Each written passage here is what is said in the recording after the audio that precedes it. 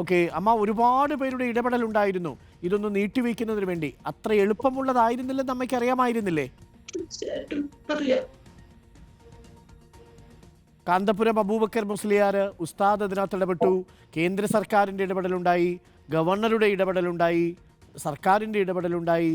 അങ്ങനെ ഒരുപാട് പേര്, നാട് മുഴുവൻ ഇപ്പോൾ നിമിഷപ്രിയയ്ക്ക് വേണ്ടി പ്രാർത്ഥിക്കുകയാണമ്മ. എല്ലാവരുടെ പ്രാർത്ഥനയും എല്ലാവരുടെ കഷ്ടപ്പാടും ഒരിക്കലും വെറുതെ ആവില്ല. തീർച്ചയായും അവളെ രക്ഷിച്ച് നാട്ടിലേക്ക് എത്താൻ കാത്തിരിക്കുകയാണ് ഇവിടെ. നിമിഷപ്രിയയും കൊണ്ടേ നാട്ടിലേക്ക് മടങ്ങൂ അല്ലേ അമ്മ? കാര്യം എന്നെ തൽക്കാലമായി 1 മാസത്തേക്ക് എന്ന് പറഞ്ഞ് എന്നെയും കൊണ്ട് വന്നതല്ലേ സാറിന്റെ കൂടെ ഗവൺമെന്റ് എന്നെ അയച്ചു വിട്ടതാണ്. പക്ഷെ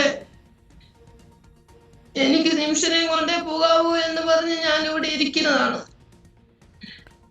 അമ്മയ്ക്ക് തിരിച്ച് നിമിഷം കൊണ്ട് വരാൻ പറ്റും. സാമുവൽ ജെറോമും ഇവിടെ സുഭാഷും അതേപോലെ നമ്മുടെ നാട്ടിലുള്ള മുഴുവൻ മനുഷ്യരും കാന്തപുരവും അതേപോലെ സർക്കാരും ഒക്കെ ഇപ്പോൾ കൂടെയുണ്ട്, അമ്മയ്ക്കൊപ്പമുണ്ട്, നിമിഷയ്ക്കൊപ്പമുണ്ട് കേട്ടോ.